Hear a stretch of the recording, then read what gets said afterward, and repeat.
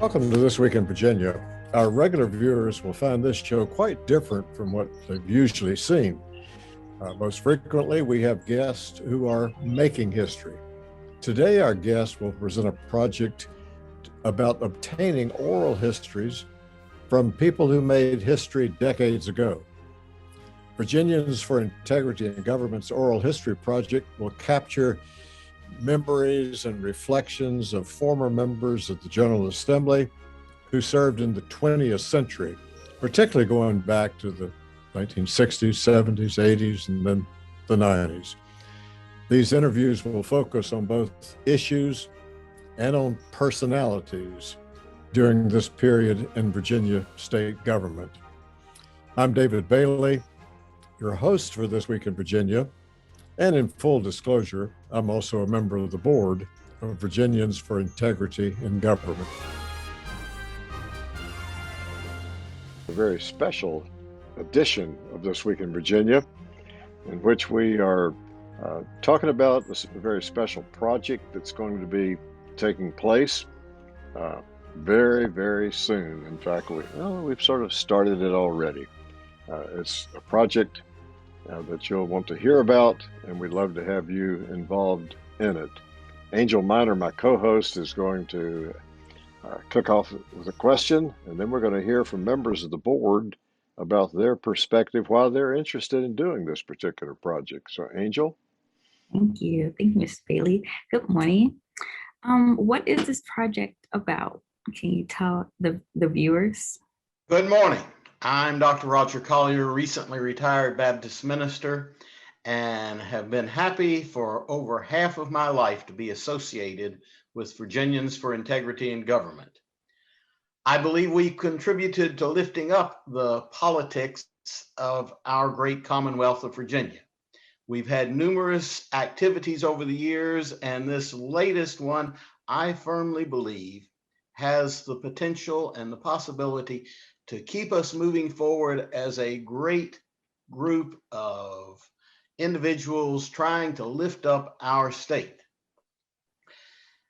What we're doing is bringing a picture of the great statespeople of recent past in Virginia.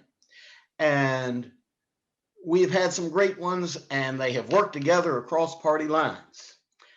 I hope that what we do through this will allow our Commonwealth to continue to take the high road rather than stooping to where other states have gone. I think we can work together across party lines as we look at what has happened in the past, and would rather see us, although we may have differences, not become disagreeable. That's why I am so excited about what we're going to share with you. I want to say that my interest in oral history is very personal and interesting. I grew up in a multi-generational household. In fact, shared a bedroom with my grandmother, who was born in 1871. So daily, I got an intake of history, not just from books, but from people who lived it. And the people in my family live a long, long time, as some of you know. And I'm still in a multi-generational household. And I know that I love books. I know that you can get wonderful information from books. But there's something about hearing stories of people who actually remember incidents. My mother met Eleanor Roosevelt, loves to tell about it. My father met President Truman and loves to tell about it. So that is my love of oral history. David, I think the Oral History Project is very needed. And one of the reasons is the 180 degrees the General Assembly has changed since when I worked in General Assembly. You had gentlemen like Mr. Benedetti, Madison Marie, Hunter Andrews. You also had Delegate Robinson, Senator Miller from Norfolk, and how the Senate and the House operated then is a little different than it is now. You had individuals that interacted with each other, but it's the way they did it. It was the more congenial nature, I thought. But you had some great people that were in the General Assembly during that time. Benny Lambert, Senator Marsh, just had a great array. Bobby Scott even was in the Senate, Virginia Senate, when I first was exposed as an employee of the Virginia General Assembly. And the issues were totally different then too. So I appreciate where we are now, but in looking back, I guess we had to sow or fertilize the fields to get where we are now, and to have the legislators that are now part of the Virginia General Assembly. We had to have those historians or those other individuals help fertilize the field for the likes of Jay Jones and the current members of the House and Senate. I just thought it was a little more congenial nature at that point. Okay, thank you. We wanted to hear also from Jim Turpin. In fact, Jim and I met with one of the former legislators who's recently died. Jim? Yes, my interest in this, I've been around the General Assembly since 1976, and hardly a day goes by that you don't think of somebody you worked with in the past, either a legislator or another lobbyist, and what would they think of the current situation, or what would their views be of what's going on.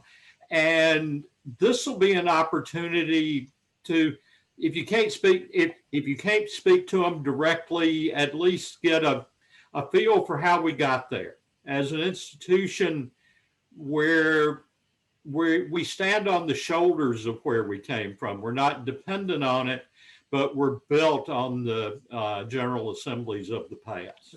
Thank you. Dr. Brewster? I'm certainly excited to be part of this project. When history is woven together, primary or first-hand sources can help facilitate good research by connecting all the pieces of the puzzle together. Oral history interviews in tandem with historical records can serve as a powerful tool in reconstructing the past. It's so important that we capture these voices from our state government, both past and present, so that future generations can learn and build upon the successes and failures of the past. Oh, my name is Ken Jessup, and I'm a retired lobbyist. I started work in 1985, and I've been retired now for about 3 years. And I am so pleased to be a part of this project.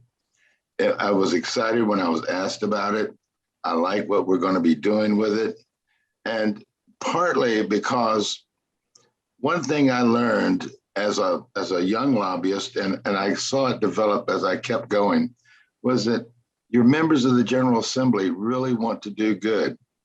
They really have the hearts and minds of the people of the Commonwealth, and they really try. They may not get along, but they do work together. Virginia has always worked very well across party lines, and I think this is going to be an exciting time for us.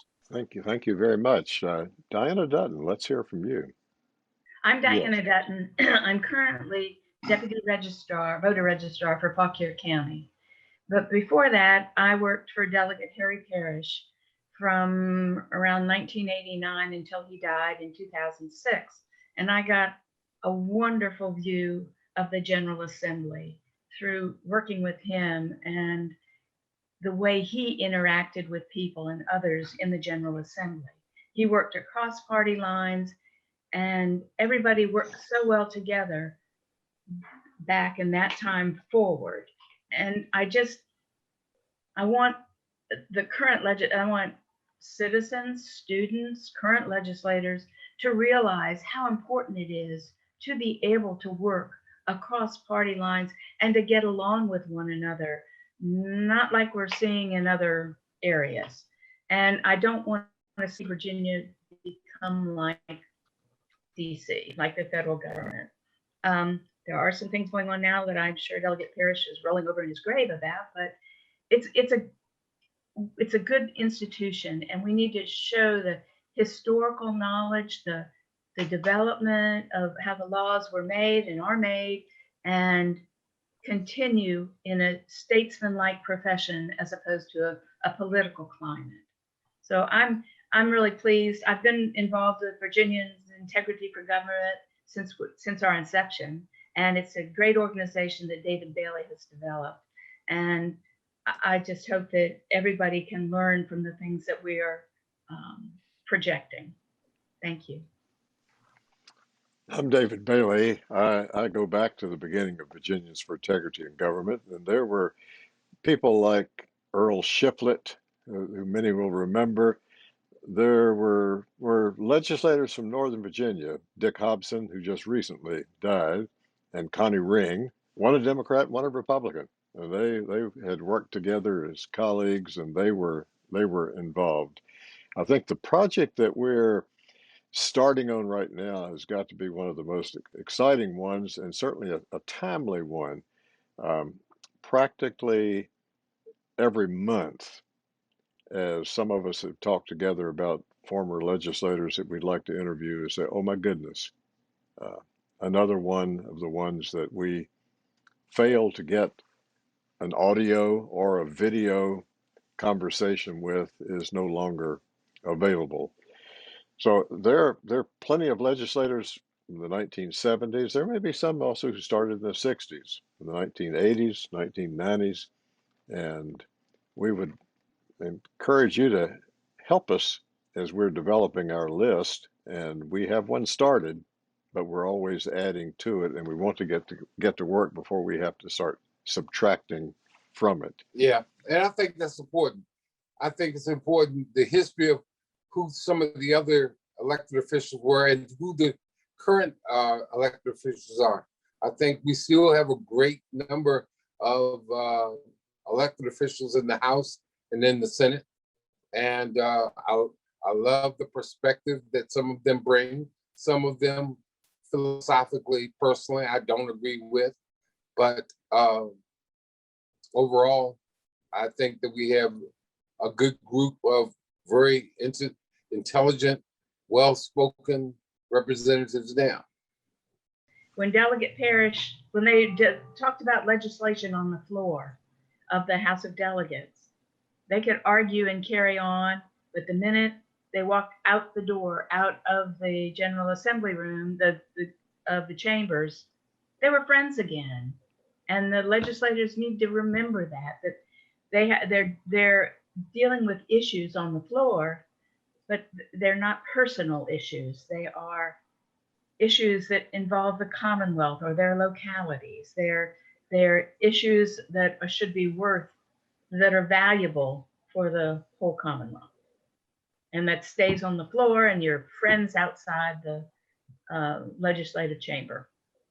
I'd like to say something about the art of oral history in general. And I learned this from some of my friends who work on this for a living, that we need to keep in mind the difference between oral history and book history, in that with oral history, you're getting a personal slant and you don't do fact checking, because when John Smith tells you what he felt like on August 14th, it doesn't really matter if it was August 14th. What matters is it's his own personal experience.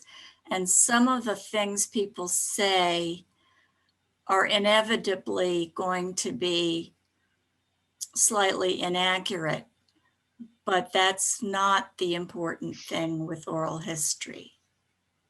I appreciate what the project. I think it's very much needed. I still think Virginia has good government and good representatives that, in our government. And I just look forward to the future because there are people that we don't even know about now that will probably be serving in the Senate and in the House. I agree with Bonnie. You know, historians, it's up to historians to piece that together. And they'll use triangulation verification techniques to put three sources together to make a fact. A lot of times oral histories are just, you know, one person's perspective of what happened that you can pair up with primary documents and minutes and such. It's amazing. When I was doing, I did a dissertation on coal mining communities and their schools, and the minutes that were taken by the town of Pocahontas in the early part of the 20th century were incredible and very detailed and meticulous. And that provided a lot of information for me. And I could tell you, as a future scholar, I appreciated whoever took those minutes and took time to make them as detailed as what they were. In a very simplistic way, you could put it, you can't know where you're going unless you know where you've been. Mhm. And the thing that has struck me is when I figured out I was getting old and I'd done this for a while, is when the second generation of one of the people I had worked for was now coming into the General Assembly. And I thought that was bad till somebody's grandson who I'd worked for in 1980 came in. And that's when I figured I'd been doing this for a long time. Yes, yes. You know, David, one of the things that I learned to appreciate was the fact of how hard members of the General Assembly and their staff, let's don't forget their staff and their people, but how hard they work and how much time they devote to what they do, from early in the morning when you start with a prayer breakfast, to seeing constituents, to doing your call to session, to doing your committees, then going to a function, and then going back to your office. I don't think people realize just how hard they do work and care about what they're doing. A constituent can come up and right away they get allowed into the office to see their delegate or their senator, and I think that's really something. It really taught me a lesson my first couple of years up there. I think it'll be amazing to put together commonalities from the interviews. It'll probably, particularly if you use a free form approach to question and answer, I think it will allow you to create questions on the go based upon something that you learned in a previous interview. So you can begin to piece the puzzle together and be able to ask more informed questions the more you interview. I could not agree more. I want to say amen to what Ken said a few moments ago about the hard work, because these legislators and their staff have family, and most of them are drawn away from the family for the whole week while they're down here. Yep. In session, and they have to have great dedication. Not to mention the fact that campaigning is very hard. You've got that. Yeah. That's the toughest part of the job, I think, is winning the next election. And even though it's gotten to where it costs $1 million to get elected, you still make $18,000 a year. Yeah. Very true. That's the conundrum. Well, we hope that as we're coming out of the pandemic, that while we can use audio recordings, we can use Zoom or some other platform for interviews, we're looking forward to the times when we could sit down across from someone and speak to them. As I said before, Jim Turpin and I had that opportunity a couple of months ago and have an audio recording sitting with someone, and that makes it much nicer. But we will use whatever technology the former member, former lobbyist, former staff member wants us to use to try to capture some oral history. I've been impressed with what the Virginia War Memorial has done for years with veterans. And in fact, that's probably what got me even started thinking that there should be something done with former legislators where they could come in and tell some of their story and have it video recorded that someone could have access to through some library, through some means on in the future to do some research. It would be, Tom, it would be living minutes like they were taking in Pocahontas back over 100 years ago. Some living oral minutes that someone from their recollections, as Bonnie said, may not be all factual, but that's what I remember, and have those remembrances. David, I have a artifact here. This is what oral histories have come down to, these tiny microphones, because I remember, even 20 years ago coming in with a full microphone and stand and heavy recorder and everything. And now you can put everything on this digital device and upload it to the internet. And it's so much easier now to do oral histories. And there's no reason why we shouldn't be doing more of them. It looks like about the size of the one that Jim Turpin and I used when we sat with our friend Pete Geeson. It's amazing. Technology is amazing. Yeah, it really is. Well, we will keep people informed as we're moving forward, and we thank each of you today. David, we thank you for your diligent work, and Angel for keeping David straight.